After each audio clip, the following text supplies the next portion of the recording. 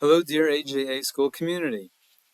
My name is Rabbi Avi Levitt, and I look forward to becoming your head of school officially as of this coming summer. I'd like to share a Dvar Torah with you to help get us ready for Shabbat. On the night of the Pesach Seder, it is a mitzvah to drink 4 cups of wine. Ask a well-trained day school student, and they will tell you that the source of this mitzvah is the collection of 4 phrases of redemption that are found in the first aliyah of this week's Parshat Vaera. The 4 verbs are V'hotzeiti, I will take you out. V'hitzalti, I will save you. V'ga'alti, I will redeem you. And V'lakachti, I will take you to be my people. Now here is one of the dangers when we don't check out the sources carefully ourselves. If you look at the very next pasuk, and hopefully everyone will pay careful attention to the Bal Koreh this coming Shabbat, there is clearly a 5th verb that on the face of things should have been counted as a 5th language of redemption. Why did the word veheveti, and I will bring you, not get included? If these psukim are the basis of the mitzvah, perhaps we should drink 5 cups of wine at the Seder. The Talmud Yerushalmi provides 3 alternate sources for the mitzvah of the 4 cups. 1. There are 4 references to Paro drinking from his goblet during the dream sequence featuring his jailed wine steward. 2. There are 4 empires, Assyrian, Babylonian, Greek, and Roman, that conquered Israel. 3. Hashem forces the nations to drink 4 cups of retribution, as described in the Nevi'im. One way of solving our problem is to rely on these alternate sources. Now, this isn't a terribly satisfying solution, since the acknowledged primary source is the set of psukim at the beginning of Parshat Vaera. A second way of solving the problem is the approach of the Rambam.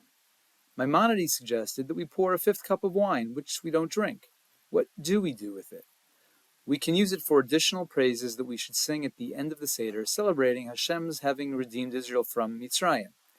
The Rambam harmonizes the integrity of the sources that insist on 4 cups with the challenge posed by the existence of the 5th phrase. A third way to approach the problem was that of Rabbi Menachem Mendel Kasher, a rabbi of significance in Israel in the mid-20th century. He proposed, once the state of Israel came into existence, that we should drink 5 cups of wine as part of the mitzvah. The Israeli rabbinate rejected his suggestion and maintained that our normative practice continues with just 4 cups. While there is much we could do with this material, my goal this afternoon is to be somewhat brief while still providing a meaningful message to the AJA community. We could talk about why it is important for our students to read texts carefully and to understand the link between Torah sources and the mitzvot we perform. We could talk about the value of understanding Jewish history and learning the biographies of important contemporary rabbis. Certainly the debate between Rav Kasher and the Rabbanut provides insight into the development of halacha and what constitutes normative religious practice. But I want to offer another idea. We do have a 5th cup at the Seder, Kos Eliyahu. Eliyahu figures to herald the ultimate redemption, which is the very idea of Veheveti, I will bring you to the land of Israel, in our psukim. But something is missing. Veheveti, the bringing of the entire Jewish people, or at least its significant majority, for the purpose of building a national entity on its national homeland, following its national mission statement of the Torah, has not yet occurred. We live 75 years after the declaration of a sovereign Jewish state of Israel, a state of affairs that has not existed for 2,000 years. Something is not yet complete about Jewish life today, and our drinking only 4 cups highlights this gap. Our role as parents and educators involves thinking deeply about our relationship with the land of Israel and Medinat Yisrael. This question as to whether there should be a 5th cup should push us to grapple with foundational questions about Jewish destiny and what it means to be a Zionist Jew living in the modern age and living outside of Israel. My hope is that everyone will have great concentration in shul this Shabbat during laning, and will also have engaged conversations around the Shabbat table about these ideas.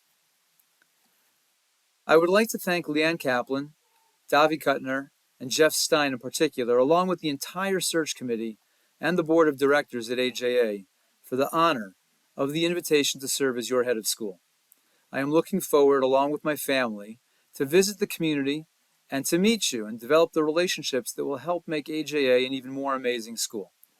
We build the Jewish future one child at a time. The school is a community asset, and I take to heart the role of lead steward of the institution. Hopefully through sitter parties in the elementary school and Saturday night basketball games for the high school and the many milestone events we will celebrate together across all the divisions, I hope to have a positive impact on AJA and develop lasting relationships with our students, staff, parents, and sponsors. One of the takeaways we learned from the recent pandemic is that while we can learn from each other remotely, there is something special about being in the same place at the same time. Community requires proximity. Deep impact relationships require presence. I hope to be a presence over the upcoming years in the life of our AJA Talmidim and Talmidot, and to forge relationships with them that grow beyond school. I have already felt a genuine and warm embrace from the AJA community. Thank you for many supportive and lovely emails you sent to me and to my wife, letting us know how welcome we are in Atlanta. Debbie and I, along with our family, wish you all a Shabbat Shalom. Looking forward to seeing you in person very soon. Take care.